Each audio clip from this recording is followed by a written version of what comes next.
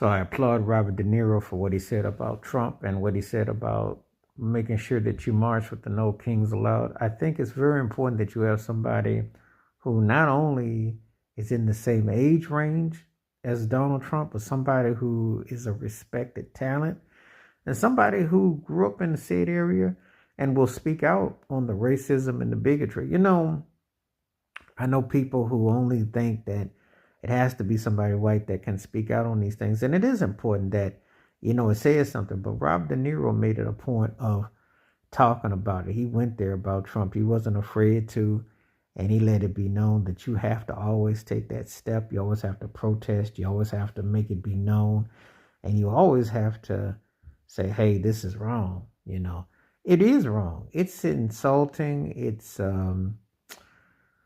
It's so many levels and layers to things that it's just hard to psychologically digest and to make sense of everything. People have this mindset sometimes that it's not really as deep or this or that, or it's a one time only. You don't just march one day. You have to march every day. You don't just say it one day, you say it every day.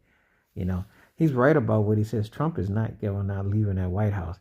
And you have to be attentive to everybody that's associated, everybody that's involved, And Robert De Niro was very forthright about what he said about Trump. He didn't mince no words, and I applaud him for that.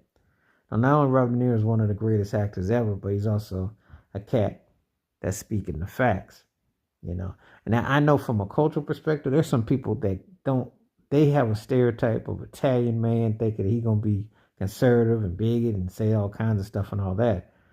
And Robert De Niro was like, no, it's just common sense when you see Trump. It's just common sense. People just don't want to face the facts about the obvious Jim Crowism and the way things are going. But it's always blatant. It's always blatant. It's always predictable, And I think that Robert De Niro was definitely keyed on that and was saying that, hey, if you don't nip this in the bud, these obstacles are real and he ain't going nowhere, And see, that's the thing that people don't want to understand. He ain't just he don't want to leave the White House because he know his butt would get locked up. If we had a real justice system that was really going after the actual and the factual, you can't possibly create all this tension and this division and not be accountable. But it speaks volumes that you had protests all throughout the country. 7+ million people that were protesting. And this is not normality. That's nothing normal about people that are so opposed to who's over president. That speaks volumes because he's brought that on himself. It was